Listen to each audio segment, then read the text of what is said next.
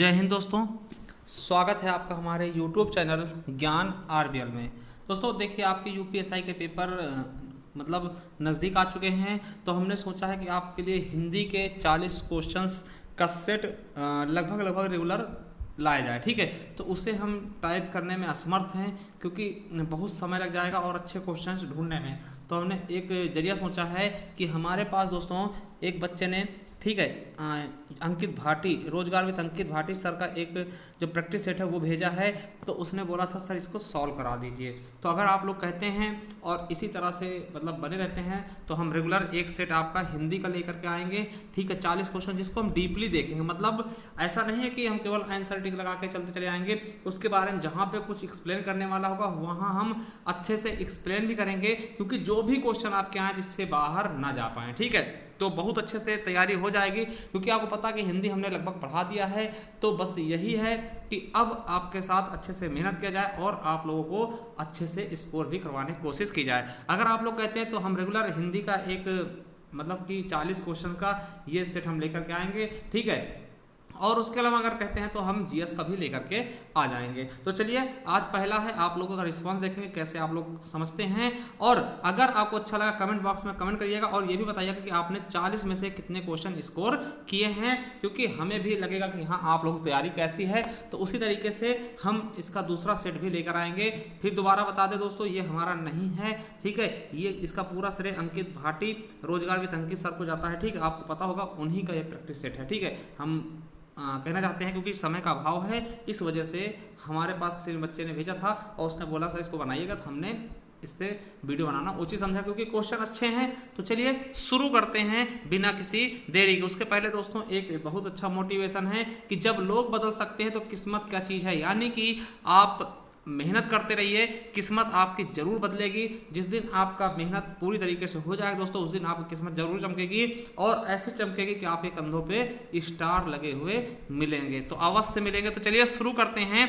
आपको बता दें कि इस प्रैक्टिस सेट में दोस्तों 80 से लेकर के 120 क्वेश्चन तक हम देखेंगे, यानी 81 से 120 तक, यानी कि पूरे कितने हो जाएंगे 40 क्वेश्चन। तो हमें कमेंट बॉक्स में कमेंट करके जरूर बताइएगा कि कैसा लगा आपको ये वीडियो, और ध्यान से सुनिएगा क्योंकि एक एक शब्द हमारा आपकी परीक्षा के लिए बहुत ही ज्यादा महत्वपूर्ण होने वाला है। तो चलिए शुरू करते हैं दोस्तों क्वेश्चंस को। पहला क्वेश्चन आ चुका है। देखिए पहला क्वेश्चन क्या दोस्तों, पहला क्वेश्चन है 81 नंबर शुरू है। तो पहला क्वेश्चन है, विद्यापति ने कुल कितने ग्रंथों की रचना की है। तो विद्यापति जी ने कुल कितने ग्रंथों की रचना की दोस्तों, इसके बारे में आपको बताना है। 10, 12, 16 या फिर 14। तो आपको बता दें इन्होंने कुल कितने ग्रंथों की रचना की है, तो 16। ठीक है, अब देखिए, अब विद्यापति की बात आ गई तो इनके बारे में थोड़ा सा सुन लीजिएगा, क्योंकि क्वेश्चन आपके एग्जाम में पूछाते हैं। पहली चीज, विद्यापति को हम दोस्तों किस नाम से जानते हैं, तो इन्हें मैथिल कोकिल कहते हैं। क्या बोलते हैं, मैथिल कोकिल। अब देखिए ये शब्द आया होगा मैथिल कोकिल क्यों कहते हैं, तो आपको बता दें इन्होंने मैथिली भाषा में दोस्तों एक रचना की थी जिसका नाम है पदावली, और बहुत अच्छी रचना की थी दोस्तों, इसीलिए इनको मैथिली भाषा का बहुत अच्छा मैथिल कोकिल की उपाधि दी गई। कोकिल मतलब का था कोयल। ठीक, तो इसीलिए इनको मैथिल कोकिल कहते हैं, याद रखेंगे। इनकी रचना का नाम है पदावली। ठीक है, पदावली। और दोस्तों इनका एक नाटक है मतलब मैथिली भाषा में जिसका नाम है गोरक्ष विजय, ये भी पूछा जा सकता है। तो गोरक्ष विजय हो गया दोस्तों और पदावली हो गया। और सबसे पहले क्वेश्चन आएगा कि सबसे पहले अवहट का प्रयोग किसने किया, तो दोस्तों इन्हीं के द्वारा किया गया। किसके द्वारा, विद्यापति के द्वारा इनकी रचना थी कीर्तिलता और कीर्ति पताका। क्या, कीर्तिलता बहुत इंपॉर्टेंट है। देखिए एक एक चीज आपको बता दे रहे हैं, कीर्तिलता और कीर्ति पताका। ठीक है, कीर्ति पताका ये दोनों इनकी रचनाएं हैं जिसमें इन्होंने अवहट भाषा में इसको लिखा है, तो याद रखेंगे। ठीक है, कीर्तिलता कीर्ति पताका अवहट भाषा में, और पदावली और गोरक्ष विजय जो कि नाटक है इनका मैथिली भाषा में दोस्तों इन्होंने किया था। अगर हम बात करते हैं इनके जन्म की, तो इनका जन्म दोस्तों बिहार के दरभंगा में हुआ था। कहाँ, बिहार के दरभंगा पड़ता है, विपसी गांव पड़ता है। और इनके गुरु कौन थे, तो गुरु का नाम याद रखेंगे पंडित हरि मिश्र थे। कौन थे, पंडित हरि मिश्र जी इनके क्या थे, गुरु थे। और अगर एक चीज बता दें ये किसके दरबारी थे, तो दोस्तों वहीं बिहार के राजा थे शिव सिंह व कीर्ति सिंह। क्या, शिव सिंह, राजा शिव सिंह और कीर्ति सिंह के क्या थे, ये दरबारी थे। तो ये चीज बहुत है इनके बारे में। और इनके जो नाम की बात करते हैं, इनको मैथिल कोकिल कहते हैं, हमने बताया था, ठीक है। और अभिनव जयदेव के नाम से भी जानते हैं। किस नाम से? अभिनव जयदेव के नाम से भी जानते हैं। इनको खेलन कवि भी कहते हैं, जातीय कवि भी कहते हैं, बहुत कुछ कहते हैं। तो ज्यादा नहीं जानना इनके बारे में, बस एक चीज जानिएगा कि अवहट्ट में इन्होंने कीर्तिलता और कीर्ति पताका नामक रचना की थी, और पदावली की रचना इन्होंने मैथिली भाषा में की है, ठीक है। और एक चीज आपको बता दें इनसे संबंधित चीजों में से, तो दोस्तों इन्हें हम मैथिल कोकिल कहते हैं, और क्या कहते हैं, अभिनव जयदेव के नाम से भी जानते हैं दोस्तों, ठीक है। और इन्हें हिंदी का प्रथम गीतकार कहते हैं। क्या पूछेगा कि प्रथम गीतकार कौन है हिंदी के दोस्तों? तो यही है, मैथिल कोकिल हैं। और अवहट्ट भाषा सबसे पहले प्रयोग भी किसने किया? तो इन्हीं द्वारा किया गया। चलिए अब चलते हैं दोस्तों अगले क्वेश्चन की तरफ। क्या अगले क्वेश्चन की तरफ है? अगला है गर्व करहु रघुनंदन जनि मन माह, ठीक है। तो इसमें दोस्तों क्या होगा? तो पहले सबसे पहले इसकी हम मात्राएं लगाकर देखते। देखिए गर्भ में एक एक हो जाएगा, 3 हो गए, ठीक है। थोड़ा सा करके देखते छोटा छोटा, है ना। 1 2 3 मात्रा यहाँ हो गई, 1 2 करहु में भी 3 हो गई, रघुनंदन में दोस्तों 1 2, फिर ना के ऊपर दोस्तों ये डबल हो जाएंगे, ठीक है। नंदन में अगर बिंदु को डबल कर लेंगे और ये हो जाएगा ना।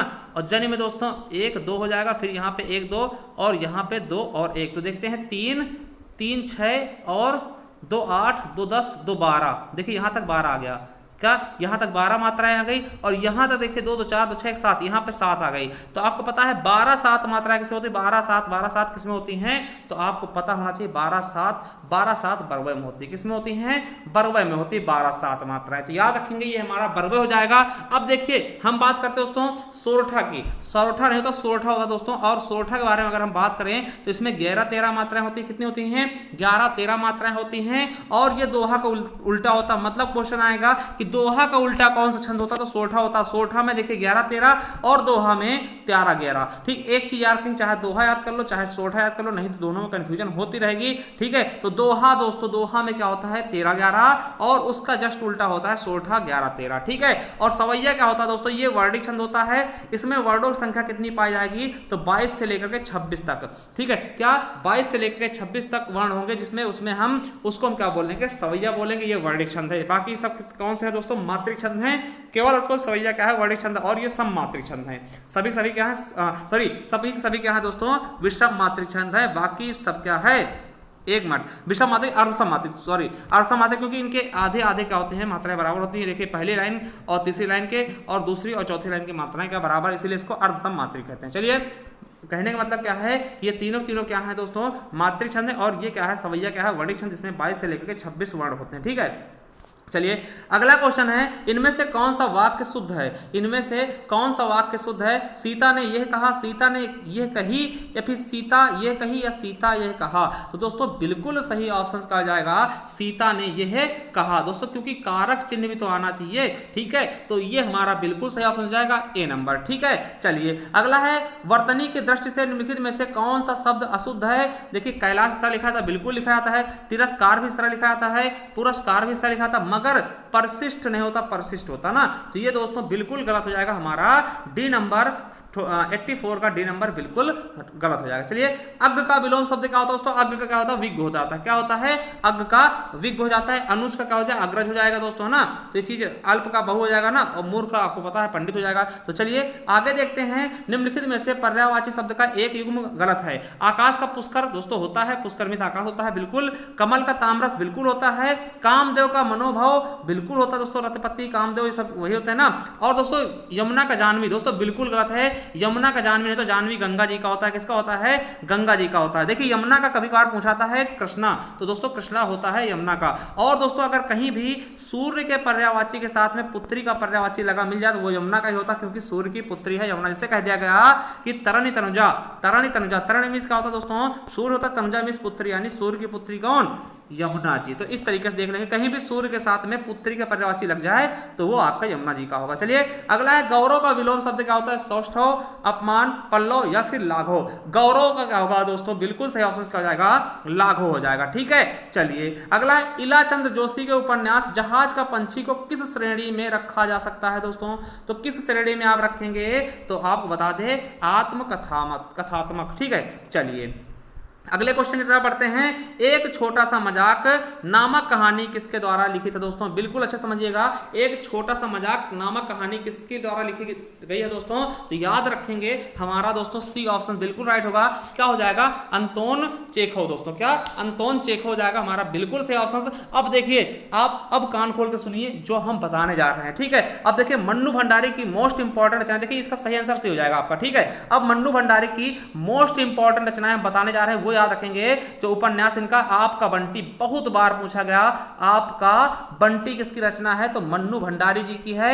महाभोज किसकी है? तो मन्नू भंडारी की है। लिख लीजिएगा कहीं पे, बहुत इंपॉर्टेंट है आपकी परीक्षा की दृष्टि से। और 1 इंच मुस्कान, क्या? 1 इंच मुस्कान, 1 इंच मुस्कान। देखिए 3 चीजें आप बस ये याद रखिए मन्नू भंडारी से, कि आपका बंटी, महाभोज और 1 इंच मुस्कान किसकी है? मन्नू भंडारी की। किसकी है? मन्नू भंडारी। देखिए भंडारी भंडारा याद रखेंगे, और महाभोज का होता है भंडारा जैसा ही होता है, ठीक है। और वहां पे आपका बंटी भी जाएगा भंडारा खाने, और जब भंडारा खाओगे भैया क्या हो जाएगा? आपके मुस्कान आएगी ना, कम से कम 1 इंच की मुस्कान तो होगी जब भंडारा खा के आओगे ना। तो याद रखेंगे मन्नू भंडारी से आपका बंटी, महाभोज, क्योंकि महाभोज का दोस्तों भंडारा जैसा ही होता है ना, तो भंडारी याद रखेंगे। और दोस्तों एक मुस्कान आई जो भंडारा खा के निकलोगे, ठीक है। तो तीन रचनाएं दोस्तों मन्नू भंडारी से याद रखेंगे, ठीक। अमृता प्रीतम, ये मोस्ट इंपॉर्टेंट दोस्तों पंजाबी लेखिका है। क्या? पंजाबी लेखिका है। एक चीज आपको बता दें, इनकी एक रचना बहुत ज्यादा फेमस है, कागज ते कैनवस। क्या? कागज ते कैनवस, लिख लीजिएगा, कागज ते कैनवस। दोस्तों पंजाबी लेखिका है, और इन्हें इसी के लिए दोस्तों, कागज ते कैनवस के लिए दोस्तों इन्हें ज्ञानपीठ पुरस्कार मिला। क्या? ज्ञानपीठ पुरस्कार मिला है दोस्तों, याद रखेंगे। और इन्हें साहित्य अकादमी पुरस्कार ही मिला। क्या? इन्हें साहित्य अकादमी पुरस्कार मिला है। और एक चीज आप दिमाग में रख लेना कि दोस्तों अमृता प्रीतम साहित्य अकादमी पुरस्कार पाने वाली पहली महिला भी है। क्या? साहित्य अकादमी पुरस्कार पाने वाली पहली महिला है अमृता प्रीतम, जिनकी रचना है कागज ते कैनवस। और एक है पिंजर। क्या? एक रचना है दोस्तों पिंजर, जिस पर गदर मूवी बनी है, ये आप समझ रहे होंगे, ठीक है। चलिए अगला क्वेश्चन है कि निम्नलिखित में से तत्सम शब्द कौन सा है? तत्सम मतलब का संस्कृत वाला। तो दोस्तों आपको पता होगा कि संस्कृत का हमें देखिए खीर क्षीर होता है, खेत क्षेत्र होता है, कोयल आप जानते हैं, कोयल तो हिंदी शब्द है ना। तो अब देखिए कृष्ण में इसका होता है काला, ठीक है। कृष्ण दोस्तों यही क्या है आपका? लग रहा है कि यही क्या है दोस्तों? संस्कृत का शब्द है, यानी तत्सम वाला शब्द है दोस्तों। 90 का हमारा बिल्कुल सही डी नंबर हो जाएगा। अगला है पराजय में कौन सा उपसर्ग है दोस्तों? तो जय लगा है, देखिए जय मूल शब्द है, इसमें परा लगा है उपसर्ग, तो पराजय हो जाएगा, पराधन जय हो जाएगा दोस्तों। बिल्कुल सही ऑप्शन 91 का हमारा बिल्कुल सही डी नंबर। चलिए अगला, निम्नलिखित में से कौन सा पद बहुब्रीहि का उदाहरण है? बहुब्रीहि समास का कौन सा उदाहरण है, ये आप बताइएगा। मुरारी, आजन्म, नील गगन या फिर त्रिभुवन दोस्तों। तो बिल्कुल सही ऑप्शन क्या होगा दोस्तों? मुरारी, ठीक है। मुरारी दोस्तों ये बिल्कुल सही ऑप्शन हो जाएगा आपका बहुब्रीहि समास। देखिए बहुब्रीहि समास वे समास होते हैं जिनका कोई तीसरा नहीं करता, और वो कहीं ना कहीं किसी ना किसी गॉड के नाम हो सकते हैं दोस्तों, ठीक है। तो नील गगन, नीला है जो गगन है ना, कर्णधार है। त्रिभुवन दोस्तों तीन भुवनों का ना, तो दोस्तों ये चीज देखिएगा द्विगु समास हो जाएगा। और आजम दोस्तों ये हो जाएगा आपका कौन सा? अव्ययभाव समास। तो बिल्कुल सही हमारा ए ऑप्शन हो जाएगा। चलिए अगला है, निम्नलिखित में से विशेषण शब्द चुनिए। देखिए विशेषण शब्द चुनना है, तो देखिए विशेषण क्या होता है? जो किसी की विशेषता बताते हैं ना। तो दोस्तों जो किसी की विशेषता बताएंगे, देखिए शक्ति है नहीं, सन्यासी है नहीं, प्रभा है नहीं, क्या हो जाएगा? पाक्षिक, ठीक है, हो जाएगा पाक्षिक दोस्तों। ये बिल्कुल सही हमारा डी ऑप्शन हो जाएगा। चलिए अगला है, दासत्व किस प्रकार की संज्ञा है? दासत्व किस प्रकार की संज्ञा है मेरे दोस्तों? तो बताइएगा। दासत्व मतलब दास बनना दोस्तों। ये देखिए एक चीज समझिए कि पदार्थवाचक कोई संज्ञा होती नहीं, व्यक्तिवाचक जातिवाचक होती है। व्यक्तिवाचक क्या होता है? जो किसी एक चीज को रिप्रेजेंट करता है, जैसे गंगा कह दिएगा, राम कह दिएगा, कोई नाम होगा दोस्तों। और जाति किसी चीज के जाति का बात करता है, जैसे कि गाय हो गया, पूरे जात की गाय, बहुत सारी गाय हो जाएंगी, है ना, तमाम तरीके की, लड़का होगा तो इजाजत होती है। मगर दोस्तों जो चीज छुई न जा सके, महसूस न की जा सके, जैसे दासत्व है, गरीबी है दोस्तों, इस चीज मतलब कि महसूस की जा सकती, छुई नहीं जा सकती ना, तो उनको हम भाववाचक संज्ञा के अंतर्गत रखते हैं। तो हमारा डी ऑप्शन बिल्कुल राइट हो जाएगा। आप देखिए प्रावर्ग का, देखिए प्रारंभ में प्रावर्ग का प्रारूप कौन सा सही होता है? तो देखिए आपको एक चीज हम बता दें, आज आप समझ लीजिएगा। देखिए हमारे यहाँ कई प्रकार के राप आ जाते हैं। देखिए हमारे यहाँ नहीं, मतलब कि देवनागरी हम कई तरीके से रा देखते हैं। तो एक चीज देखिएगा, आप समझिएगा। देखिए रा क्या होते हैं? एक रा ऐसे लिखा था, देखिए प्रा में ऐसे लिखते हैं, और एक रा इस तरह भी लिख देते हैं कहीं कहीं, और एक रा दोस्तों ऐसे उड़ने वाला मिलता है, और एक रा ये वाला होता है, और एक रा होता है दोस्तों आपने देखो ट्रक में, ठीक है, ट्रक में ऐसे ट्रक में लगता है ये रा दोस्तों। इनमें से से अगर पूछ ले कौन सा आधा रा होता है, केवल और केवल ये वाला रा होता है जो उड़ने वाला ऊपर जो आशीर्वाद में लगता है, यही केवल आधा रा होता है। बाकी के सभी क्या होते हैं, पूरे रा होते हैं। ठीक है, संपूर्ण रा होते हैं, पूरे रा होते हैं, सभी पूरे रा होते हैं। शायद आपको आज ही पता चला हो या फिर आप पहले जानते हो, हमें कमेंट बॉक्स में कमेंट करिएगा। एक चीज हम आपको बता दें, केवल और केवल ये जो रा होता है जिसको रेफ रा बोलते हैं, यही केवल आधा रा होता है, बाकी सभी पूरे होते हैं। अब आप पूछेंगे कि कैसे, तो हम आपको बताना चाहेंगे। जैसे देखिए प्रदीप लिखा है दोस्तों, प्रदीप ऐसे लिखते हैं। ठीक है, तो देखिए इसमें रा आधा नहीं होता दोस्तों, इसमें पा आधा होता है। देखिए आपने कभी छोटे फोनों में देखा होगा दोस्तों, प्रदीप कैसे लिखते हैं, इस तरह से लिखा हुआ मिलता है, इस तरीके से ना, इस तरह से प्रदीप है ना, इस तरह लिखा होता है। तो दोस्तों ये वही चीज लिखा है।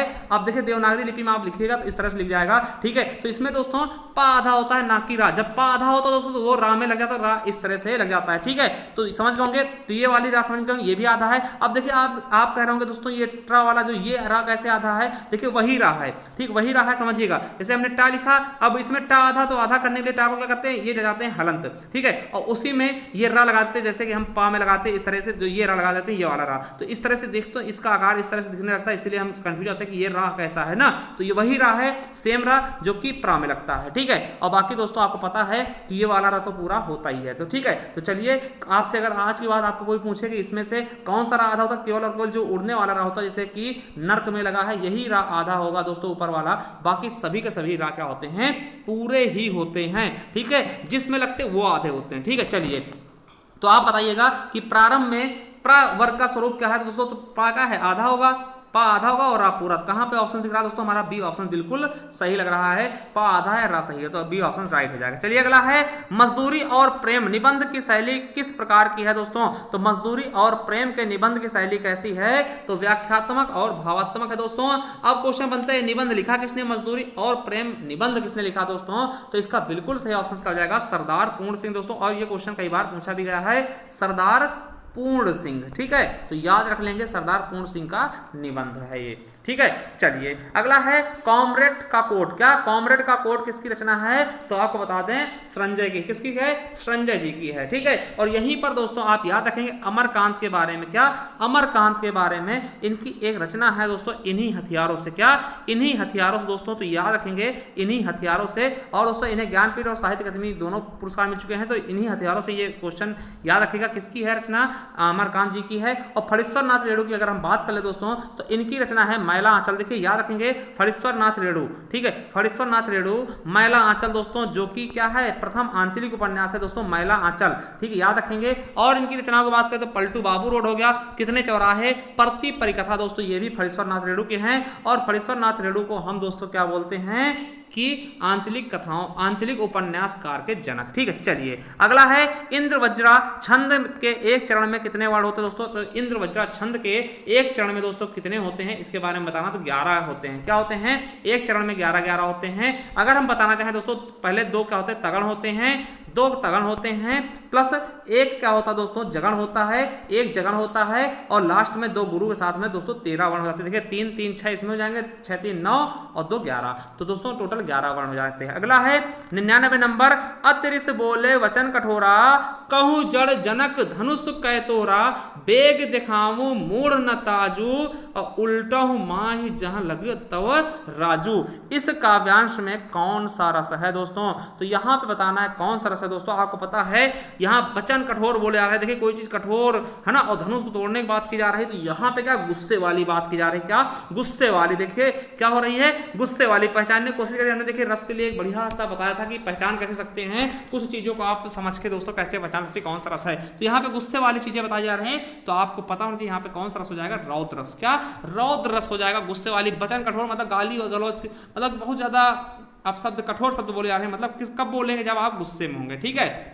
चलिए आगे देखते हैं। 100 नंबर क्वेश्चन क्या कहता है, उतर नहाए जमुन जल। क्या, उतर नहाए जमुन जल, ज्यों शरीर समश्याम। इस पंक्ति में कौन सा अलंकार है, उपमा, प्रतीप, विशेषोक्ति या फिर विभावन अलंकार। तो कौन सा अलंकार है दोस्तों, इसमें प्रतीप है। देखिए प्रतीप क्या होता है, उपमा का उल्टा होता है। जहां पर उपमेय को उपमान और उपमान को उपमेय बना देते दोस्तों, वहां पे प्रतीप अलंकार होता है। तो याद रखिएगा प्रतीप अलंकार किसका, उपमा का अलग उल्टा होता है। और उपमा में दोस्तों सासी से सरिस सम ऐसे सेंटेंस होते हैं जहां पे दोस्तों तुलना की जाती है। देखिए विभावना क्या होता है दोस्तों, विभावना का जहां पे कारण के ना होते हुए भी काम हो जाए, जैसे बिनु पद चले सुने बिन काना, देखिए बिना पैर के चल रहा है, बिना कान के सुन रहा है दोस्तों, वहां पे क्या हो जाएगा विभावना अलंकार, क्या वहां पे विभावना अलंकार हो जाएगा दोस्तों। और देखिए विशेषोक्ति क्या होता है दोस्तों, इसका जस्ट उल्टा होता है, विभावना जस्ट उल्टा, यहाँ पे कारण के होते हुए भी कार्य नहीं पाएगा, मतलब एक समझ लीजिए लेजी व्यक्ति है कि भैया उसके पास, देखिए उसके पास पूरे संसाधन है फिर भी वो पढ़ नहीं पा रहा, उसके पास कलम भी है, ठीक है, और दोस्तों पुस्तक भी है, मगर वो फिर भी नहीं पढ़ रहा, मतलब फिर क्या कर रहा है वो विशेषोक्ति अलंकार, ठीक है। जैसे कि पानी बिच मीन, मीन है प्यासी मोहि सुन सुन आवे हासी, है ना, तो जैसे कि पानी के बीच में क्या मछली फिर भी वो प्यासी है दोस्तों, ये क्या है विशेषोक्त वासी, तो क्योंकि पानी पीने के लिए दोस्तों जल चाहिए और है फिर भी प्यासी ना। और विभावना का होता है बिना आपके पास दोस्तों कोई संसाधन हो, ना आपके पास कलम हो, ना पेन हो, ना कॉपी है ना किताब, फिर भी आप पढ़ रहे हैं दोस्तों, वो विभावना हो जाएगा, यानी बिना कारण के काम हो जाए, ठीक है, बिना कारण के काम हो जाए दोस्तों, वही क्या होता है विभावना, ठीक है। जैसे निंदक नियरे राखिए आंगन कुटी छवाए और बिन साबुन पानी बिना निर्मल कर सुभाए, मतलब ये कह रहा है कि इसमें क्या होगा विभावना अलंकार होगा। ऐसा क्वेश्चन पूछा गया था पिछली बार यूपीएसआई में, मतलब कि निंदक नियरे राखिए, जो आपकी निंदा करते हैं उनको अपने पास में रखिए, क्योंकि दोस्तों और कुटी छवा दीजिए, आंगन कुटी छवा, भैया आंगन में एक अच्छी कुटी छवा दीजिए, वहां पे उनको रखे, क्यों, क्योंकि दोस्तों निंदक जो निंदा करते हैं आपकी, वही एक ऐसे इंसान होते हैं जो कि बिना साबुन सरफ के आपके स्वभाव को निर्मल कर देंगे, यानी आपकी कमजोरियों को बताते रहेंगे भैया आपके अंदर कमी क्या है ना। तो ये चीज समझिएगा कि बिना साबुन सरफ के दोस्तों कोई चीज धुल देना, मतलब कि मैल निकाल देना, तो यहाँ पे बिना साबुन सरफ के मैल निकाला है, इसका मतलब क्या है विभावना अलंकार, ठीक है। चलिए अगला, दशरथ के पुत्र राम ने रावण को मारा, दशरथ के पुत्र राम ने रावण को मारा, इस वाक्य में कौन सा पद कारक बनने की सबसे कम योग्यता रखता है, तो दोस्तों इसके बारे में बताइएगा। तो सबसे कम योग्यता कौन रखता है, तो पुत्र, ठीक है। देखिए यहाँ पर दोस्तों दशरथ के पुत्र है ना, तो दशरथ के आगे दोस्तों ये कारक ले रहा है, और राम भी कारक ले रहा है, कारक चिन्ह, और रावण भी कारक चिन्ह ले रहा, मगर पुत्र कोई कारक चिन्ह नहीं ले रहा, तो डी ऑप्शन बिल्कुल राइट हो जाएगा। चलिए अगला है, निम्नलिखित में से ईकारांत संज्ञा स्त्रीलिंग नहीं, कौन सा ईकारांत संज्ञा है जो स्त्रीलिंग, देखिए ईकारांत का होता है जिनके लास्ट में बड़ी ई की मात्रा होती है, देखिए आप समझिएगा, आपको बता दें ईकारांत आकारांत का होता है, देखिए आकारांत क्या होगा, देखिए आकारांत क्या होगा जिनके लास्ट में छोटे आ की मात्रा, जैसे हमने कह दिया राम, तो देखिए माँ में क्या है छोटे आ की मात्रा है। अब वहीं आकारांत करते हैं तो जिनके लास्ट में दोस्तों बड़े आ की मात्रा, जैसे रामा, तो बड़े ये आकारांत हो गया। अब देखिए ईकारांत मतलब क्या, जिसके लास्ट में दोस्तों बड़ी ई की मात्रा, जैसे नदी हो गया, उदासी हो गया और टोपी हो गया, इनमें बड़ी की मात्रा लास्ट में, तो ये ईकारांत है। मगर दोस्तों अगर पूछ ले पहिया क्या है, तो ये आकारांत है, क्योंकि बड़े आ की मात्रा। इस तरह उकारांत होता, उकारांत होता, जिनके लास्ट में बड़ी ऊ की मात्रा वो उकारांत हो जाएंगे, इस तरीके समझिए। तो कौन सा ईकारांत स्त्रीलिंग शब्द नहीं है दोस्तों, ठीक है, निम्नलिखित में से ईकारांत स्त्रीलिंग शब्द नहीं है दोस्तों, संज्ञा नहीं है, तो दोस्तों बताइएगा कि कौन सा ईकारांत नहीं है। तो देखिए बिल्कुल समझ में आ रहा है, ये देखिए ये भी बड़े की मात्रा, ये भी ईकारांत है, ये भी ईकारांत है, ये भी ईकारांत, मगर ये आकारांत है, क्या है आकारांत, तो पहिया हमारा बिल्कुल सही ऑप्शन हो जाएगा, ये ईकारांत शब्द नहीं है। अगला, लिंग की दृष्टि से दही क्या है, दही क्या है दोस्तों, दही खट्टी होती है, दही खट्टा होता है, बताइए दही खट्टा होता है, क्या होता है दोस्तों, दही खट्टा होता है ना, कभी भी समझिएगा दही खाया जाता ना कि दही खाई जाती है, तो याद रखिएगा ये पुल्लिंग शब्द है, दही क्या है पुल्लिंग शब्द। प्रतिधन आरोपण क्या है दोस्तों, प्रतिधन आरोपण, इसका सही संधि विच्छेद क्या संधि क्या होगी, तो प्रत्यारोपण, क्या हो जाएगा प्रतिधन आरोपण प्रत्यारोपण दोस्तों, ठीक है। और दोस्तों यण संधि, तो प्रत्यारोपण हो जाएगा, प्रतिधन आरोपण प्रत्यारोपण। अगला है, निम्नलिखित में से कौन शब्द पताका का पर्यायवाची शब्द नहीं, देखिए निशान में पताका होता है, ध्वज में से पताका होता है, झंडा में तो पताका होता है, प्रस्तर में इसका होता है पत्थर, प्रस्तर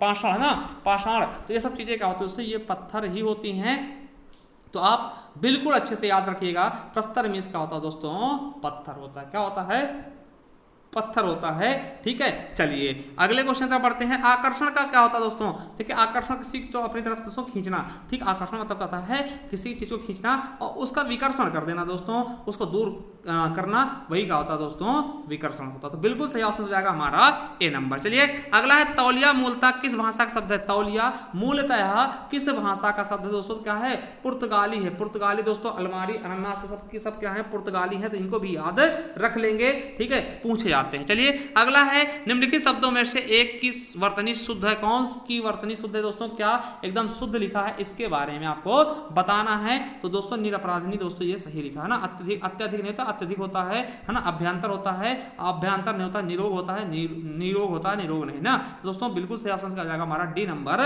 108 का डी नंबर राइट हो जाएगा। चलिए 109 नंबर देखते हैं, मेरी माँ खाना बना रही है, वाक्य के कर्ता का विस्तार, देखिए कर्ता क्या है माँ करता है, और इसका विस्तारक क्या है मेरी, समझिएगा मेरी क्या हो जाएगा, इसका विस्तारक हो जाएगा। तो मेरी दोस्तों विस्तारक हो जाएगा। कर्ता का विस्तारक, देखिए क्रिया का विस्तारक क्या होगा, जैसे कहते हैं राम बहुत तेज चलता है ना। तो दोस्तों देखिए राम बहुत तेज चलता है, बहुत तेज चलता है, तेज चलता है। अब बोले इसमें क्रिया विस्तारक क्या है, देखिए चलना क्या है, क्रिया है, और उसका विस्तारक है बहुत तेज, है ना। तो बहुत तेज क्या हो जाएगा, क्रिया का विस्तारक ना। इस तरीके से दोस्तों संज्ञा का विस्तारक होता है, वाक्य का कर्ता का विस्तारक है ना, कर्म का विस्तारक, सबका विस्तारक हो सकता है। ठीक है, चलिए अगला है कौन सा वाक्य सही है, कौन सा वाक्य सही है। बैल और बकरी घास चरती हैं, बैल और बकरी घास चरते हैं, या फिर बैल और बकरी घास चरता है, या फिर बैल और बकरी घास चरती है दोस्तों। तो इसका बिल्कुल और बिल्कुल सही ऑप्शन क्या होगा, तो दोस्तों बिल्कुल सही ऑप्शन हो जाएगा बैल और बकरी घास चरते हैं। क्या हो जाएगा, बैल और बकरी घास चरते। दोस्तों बिल्कुल सही ऑप्शन हमारा बी नंबर हो जाएगा। चलिए अगले क्वेश्चन की तरफ पढ़ते हैं। 11 नंबर, जो शीघ्र ही किसी बात की या युक्ति को सोच ले। क्या, जो शीघ्र ही दोस्तों किसी बात और युक्ति को मतलब सोच ले ना, उसे क्या बोलते हैं, तो प्रत्युन्मति। दोस्तों बिल्कुल से ऑप्शन हमारा सी हो जाएगा। सहमत का होता है किसी चीज में हाँ करना, सम्मति दोस्तों वही चीज होता है, उसी का पर्यायवाची समझ सकते हैं। ठीक है, तो बिल्कुल सही आपका सी नंबर हो जाएगा। अगला है घड़ी में तोला घड़ी में मासा, पल में तोला पल में मासा ना, वही चीज है। तो मतलब क्या होता है कि जिसके दिमाग को कोई पता ना हो कि थोड़ी थोड़ी देर पर बदल जाए, मतलब कभी खुश हो जाए, कहो तुरंत खुश हो जाए, कहो तुरंत नाराज हो जाए, तो उसको क्या बोलेंगे दोस्तों, बिल्कुल से ऑप्शन का जाएगा जरा सी बात पर खुश और नाराज होना, वही होता है पल में तोला पल में मासा, या घड़ी में तोला घड़ी में मासा। ठीक है, चलिए अगला है वह पति जिसकी पति, वह स्त्री जिसका पति दूसरा विवाह कर ले। दोस्तों उसको क्या बोलेंगे, वह स्त्री जिसका पति दूसरा विवाह कर ले, उसको क्या बोलेंगे एक शब्द में, तो समझिएगा उसे क्या बोलेंगे, हम अड्यूड़ा बोलेंगे। दोस्तों बिल्कुल सही ऑप्शन हमारा ए हो जाएगा। क्या हो जाएगा दोस्तों, ए हो जाएगा हमारा, बिल्कुल और बिल्कुल सही है। तो चलिए अब तीनों ऑप्शन देखते हैं दोस्तों। और ऑप्शन क्या है, देखिए परित्यक्ता किसको कहते हैं दोस्तों, तो ये दोस्तों बिल्कुल सही कहेंगे कि वह स्त्री जिसे पति ने छोड़ दिया हो, मतलब वो स्त्री जिसे पति उसका पति छोड़ गया हो दोस्तों, उसके छोड़ दिया हो, ठीक है, तो उसको क्या बोलेंगे, परित्यक्ता। ठीक है, और दोस्तों खंडिता क्या होता है, तो खंडिता के बारे में याद रखिएगा। खंडिता क्या होता है, देखिए वह स्त्री जिसका पति रात को किसी दूसरी स्त्री के पास सो करके सुबह वापस आया, उसको कहते हैं खंडिता। समझिए दोबारा, वह स्त्री जिसका पति रात को किसी दूसरी औरत के साथ, किसी दूसरी स्त्री के साथ सो करके सुबह वापस आया, उसको हम क्या बोलते हैं, खंडिता। ठीक है, और दोस्तों अनूढ़ा क्या होता है, अनूढ़ा क्या होता है दोस्तों, अविवाहित प्रेमिका को अनूढ़ा कहते हैं, मतलब बिना विवाहित स्त्री जो किसी पुरुष से प्यार करती है दोस्तों, उसको क्या बोलते हैं, अनूढ़ा बोलते हैं दोस्तों। और एक होता है नवोढ़ा। क्या होता है दोस्तों, नवोढ़ा, ये याद रखेंगे। नवोढ़ा क्या होता है दोस्तों, हाल ही में ब्याही स्त्री को हम नवोढ़ा कहते हैं। तो हमने 5 ऑप्शन बता दिए, 5 बता दिए। अड्यूड़ा क्या होता है दोस्तों, वह स्त्री जिसका पति दूसरा विवाह कर ले। और परित्यक्ता क्या होता है, वह स्त्री जिसका पति उसे छोड़ दिया हो। और खंडिता क्या होता है, वह स्त्री जिसका पति रात में किसी दूसरी औरत के साथ सो करके सुबह वापस आया। और अनूढ़ा क्या होता है दोस्तों, अविवाहित प्रेमिका। ठीक है, चलिए आगे देखते हैं किस शब्द में विसर्ग संधि है। किसमें विसर्ग संधि दोस्तों, हिमधन आलय, हिमालय। ठीक है, इसमें दीर्घ संधि दोस्तों। ठीक है, उत धन लास दोस्तों व्यंजन संधि है। अहम धनकार व्यंजन संधि, दु धनकर, ये दोस्तों आपका बिल्कुल सही हो जाएगा। 114 का डी नंबर, दो धनकर दुष्कर हो जाएगा। ठीक, तो हमारा डी ऑप्शन बिल्कुल राइट हो जाएगा। चलिए निम्नलिखित में से क्या अविकारी शब्द का एक भेद नहीं है दोस्तों, तो अविकारी, देखिए अविकारी शब्द क्या होता है, जहां पे देखिए जहां पर क्या होता है दोस्तों, उनके लिंग वचन कारक के आधार पे कोई परिवर्तन नहीं होता, उनको अविकारी कहते हैं। अविकारी के भी मुख्यतः 4 भेद होते हैं। देखिए कौन कौन से, क्रिया विशेषण, संबंध बोधक, समुच्चय बोधक और विस्मयादि बोधक। ठीक है, तो दोस्तों विशेषण क्या होता है, ये विकारी शब्द होता है। क्या होता है, विकारी शब्द। तो हमारा विशेषण बिल्कुल सही हो जाएगा। और दोस्तों आपको बता दें कि अविकारी शब्द को अव्यय भी बोलते हैं। क्या बोलते हैं, अव्यय भी बोलते हैं। ये भी याद रखें, ये भी क्वेश्चन कई बार पूछा गया है आपके यूपी पुलिस में कि अव्यय शब्द क्या होता है, तो इन्हें भी अविकारी ही कहते हैं। एक हिसाब से हम अविकारी का पर्यायवाची अव्यय को कह सकते हैं। अगला है खसखुरा या गुरखाली भाषा है दोस्तों। खसखुरा या गुरखाली भाषा किसकी है, तो दोस्तों ये थोड़ा सा अजीब लग रहा होगा क्वेश्चन आपको, तो इसका बिल्कुल सही नेपाल की राजभाषा है। क्या है, नेपाल की राजभाषा है खसखुरा व गुरखाली। ठीक है, चलिए अगला दोस्तों देखिए गढ़वाल, गढ़वाली और कुमायूनी दोस्तों, ये क्या है, आपकी पहाड़ी हिंदी है। ठीक है, अगला है नील परिधान बीच सुकुमार और खुल रहा मृदुल अग्ध खुला अंग, खिला ही ज्यों बिजली का फूल, मेघ बन बीच गुलाबी रंग। दोस्तों यहाँ पे दोस्तों क्या की जा रही है, यहाँ पे क्या हो रहा है दोस्तों,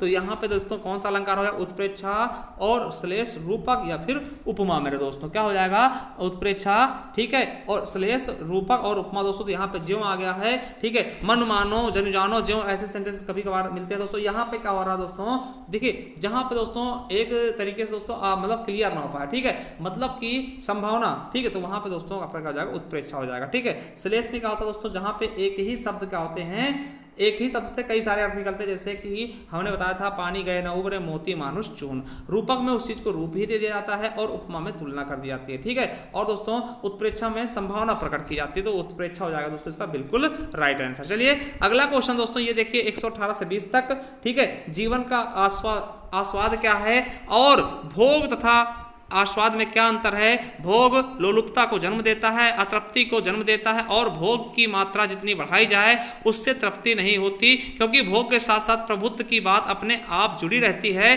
भोग वृत्ति वाला आदमी कभी कभी यदि किसी अक्षमता के कारण भोग नहीं कर पाता तो इसी में उसका अहंकार संतृप्त होता है कि उसके पास भोग की इतनी सामग्री है, भले ही भीतर से वह खोखलेपन और खालीपन का अनुभव करे। भोग का अनुपात जब विकास का लक्षण बन जाता है तब एक संकट उपस्थित होता है। हर आदमी उसी अनुपात में भोग की सामग्री प्राप्त करना चाहता है, यदि वह सामग्री नहीं मिलती तो वह उचित अनुचित सभी प्रकार के कार्य करता है, क्योंकि उसके मन में ईर्ष्या भर जाती है। जीवन का आस्वाद इससे कुछ भिन्न है। एक भारतीय गृहिणी प्रेम से रसोई बनाती है और प्रेम से परोसती है तो उसे रसोई का दूसरा ही स्वाद आता है। जब एक छोटा बच्चा कच्ची अमिया की आधी फाँक काट कर अपने भाई या बहन को खिलाता है, देखो कितना मज़ेदार है ना, तो उसमें जीवन का आस्वाद आता है। किसी छोटी टेकरी के ऊपर खड़े होकर रात में आकाश की उल्टी हुई मोती की थाली निहारना है, तो ये सब वो भोगता नहीं है, ठीक है। इस सब का होकर दूसरा सुख पाता है, वह अपने भीतर के अधूरेपन को विपुल भी भरता है। भोग का संदर्भ में अधूरापन का भाव अकेले अपने तक सीमित नहीं रखना है, अपने मन का विस्तार दूर दूर तक करना है। उन तमाम वस्तुओं को अपनी नहीं बनाना है, अपने को उनका बनाना है। अब देखिए भोग आस्वाद से भिन्न है, क्योंकि पहला है भोग में अकेलापन का विस्तार होता है और आस्वाद में अपनापन का सीमित होता है। या फिर भोग से तृप्ति नहीं मिलती, आस्वाद से तृप्ति मिलती है। भोग की प्रेरणा प्रेम से मिलती है और आस्वाद की ममता से, और भोग से उचित अनुचित का ध्यान रहता है, आस्वाद से नहीं मेरे दोस्तों। तो इसका बिल्कुल सही ऑप्शन कहा जाएगा कि भोग से तृप्ति नहीं मिलती जबकि आस्वाद से तृप्ति मिलती है। क्या होता है, भोग से तृप्ति नहीं मिलती जबकि आस्वाद से तृप्ति मिलती है। हमारा बी ऑप्शन बिल्कुल और बिल्कुल राइट हो जाएगा। चलिए अगला 19 नंबर, भोग जीवन के लिए अनुपयोगी है क्योंकि। भोग जीवन के लिए अनुपयोगी है क्योंकि इससे किसी समस्या का हल नहीं निकलता, इससे अहंकार बढ़ता है, या इससे मनुष्य की अतृप्ति और लोलुपता पैदा होती है, या फिर इसमें प्रभुत्व का हनन होता है। दोस्तों तो 119 का हमारा बिल्कुल सही ऑप्शन जाएगा, इसमें अहंकार बढ़ता है दोस्तों, ठीक है। चलिए 120 नंबर क्या है, मनुष्य तभी जीवन के अधूरेपन को भरता है जब वह जीवन का क्या करता है दोस्तों, तो बिल्कुल सही ऑप्शन क्या होगा, 120 का अलंकरण करता है या आस्वादन करता है या उपभोग करता है या फिर भोग करता है। दोस्तों तो बिल्कुल सही हो जाएगा, आस्वादन करता है, ठीक है। तो दोस्तों हमने पूरे के पूरे 40 क्वेश्चन करवा दें यूपीएसआई से रिलेटेड। अब बताइएगा आपने कितने क्वेश्चन सही किए। और आपको बता दें कि दोस्तों हमारी ई बुक है, चाहे वो हिंदी साहित्य हो चाहे वो हिंदी हो, बहुत ही अच्छी ई बुक है। अगर आप परचेज करना चाहते हैं तो आप जाइए दोस्तों, आपका इसका लिंक हम नीचे डिस्क्रिप्शन में दे देंगे, वहां जाकर के दोस्तों आप डायरेक्ट परचेज कर सकते हैं, जिसका मूल्य 50 रुपए दोस्तों, ठीक है। तो ये आपको ई बुक मिल जाएगी, सामान्य हिंदी, इसमें सब कुछ होगा आपको, ठीक है। यूपीएसआई के सिलेबस के लिए बहुत ही मस्त बुक होगी।